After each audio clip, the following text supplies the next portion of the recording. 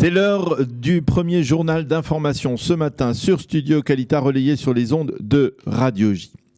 De plus en plus d'experts l'affirment, la seconde vague d'épidémie de coronavirus s'installe en Israël. Depuis vendredi soir, on a recensé 294 nouveaux cas de corona et le nombre total de malades est de 4670. 40 sont hospitalisés dans un état grave, 27 sont sous assistance respiratoire. Le nombre de décès recensés est de 305 au total. Il faut souligner que plusieurs hôpitaux ont rouvert ces derniers jours leur département de coronavirus, des départements qui avaient été fermés ces dernières semaines. Dans ce contexte, les experts des services de renseignement militaire, ont publié un document dans lequel ils affirment qu'Israël est déjà dans cette seconde vague. Les experts envisagent dans cette feuille de route les cas de figure les plus extrêmes, avec parfois plus d'1 millier de malades par jour et l'éventualité d'imposer un nouveau confinement.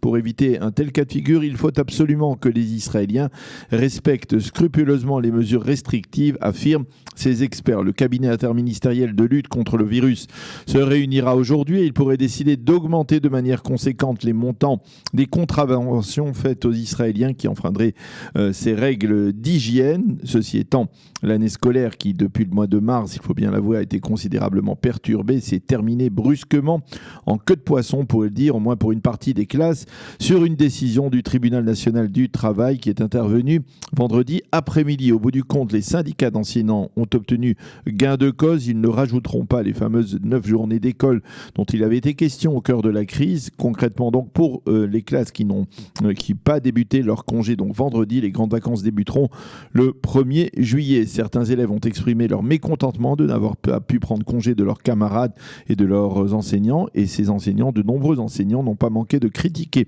la décision de leur syndicat en affirmant qu'ils étaient prêts, eux, à enseigner 9 jours de plus. Et puis, on a constaté par ailleurs, dans le domaine de la contamination, un pic de contamination dans une maison de retraite de Jérusalem. 16 résidents de cette maison de retraite située dans le quartier de Katamon ont été contaminés ces derniers jours. 12 d'entre eux souffrent de maladies gériatriques et ils ont été hospitalisés.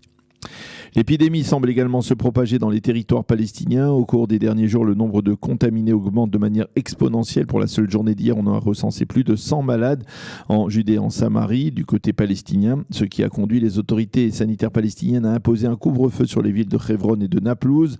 À noter que l'aide sanitaire acheminée il y a quelques jours à bord d'un vol de la compagnie aérienne des Émirats arabes unis n'ira pas à l'autorité palestinienne qui l'a refusée parce qu'elle était passée entre autres par l'aéroport Ben Gurion sans concertation avec elle. Par conséquent, ce matériel médical important sera acheminé vers la bande de Gaza. Un acte d'accusation a été déposé contre l'assaillant qui avait agressé il y a 2 semaines l'ancien député Likoud Yehuda Glick lorsque celui-ci s'était rendu au domicile de la famille du jeune palestinien autiste Iyad El-Khala qui avait été tué par un garde-frontière israélien. La garde à vue de l'assaillant a été prolongée. Un mot sur l'instauration de la souveraineté israélienne. Benny Gantz et Benjamin Netanyahu se sont rencontrés vendredi après-midi pour tenter d'adopter une position commune dans ce dossier, comme le leur demandent les Américains. À la sortie de cette réunion, Benny Gantz a estimé que la souveraineté israélienne ne concernera pas 30% de la Judée et de la Samarie, mais certainement moins, on ne sait pas combien, mais probablement donc moins que ces 30%. Gantz estime par exemple qu'il n'est pas possible d'instaurer la souveraineté israélienne sur la vallée du Jourdain sans mesurer précisément les répercussions d'un tel geste pour le royaume hachémite. Gantz estime également qu'Israël ne peut prendre la moindre décision concernant l'annexion sans avoir obtenu auparavant le feu vert de l'administration Trump. À noter que l'ambassadeur d'Israël aux États-Unis, Ron Bremer, a écrit un éditorial dans le Washington Post dans lequel il affirme que l'instauration de la souveraineté israélienne sur une partie des territoires ne devrait pas remettre en cause le principe de 2 États pour 2 peuples. Par ailleurs, la chaîne de la télévision libanaise El Maïdine a affirmé que le chef de la diplomatie jordanienne, Ayman Safdieh, qui a rencontré jeudi Mahmoud Abbas à Ramallah, a remis au raïs palestinien un message du roi Abdallah II, selon lequel si Israël mettait en application son plan de souveraineté, cela remettrait en cause les accords de paix signés entre les 2 pays en 1994.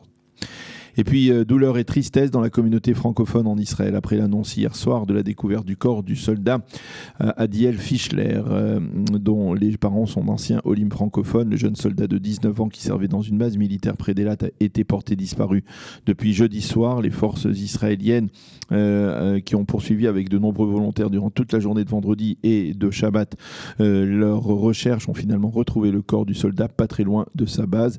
La police militaire a ouvert une enquête sur les circonstances exactes de cette tragédie. Adiel Fischler sera inhumé aujourd'hui au cimetière du Mont Herzl à Jérusalem.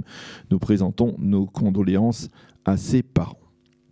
La météo pour terminer, temps à nouveau ensoleillé après un Shabbat brumeux et température en hausse. Il fera aujourd'hui 31 degrés à Jérusalem et à Tel Aviv et 40 degrés à Eilat. C'est la fin de ce premier journal d'information sur Studio Kalita.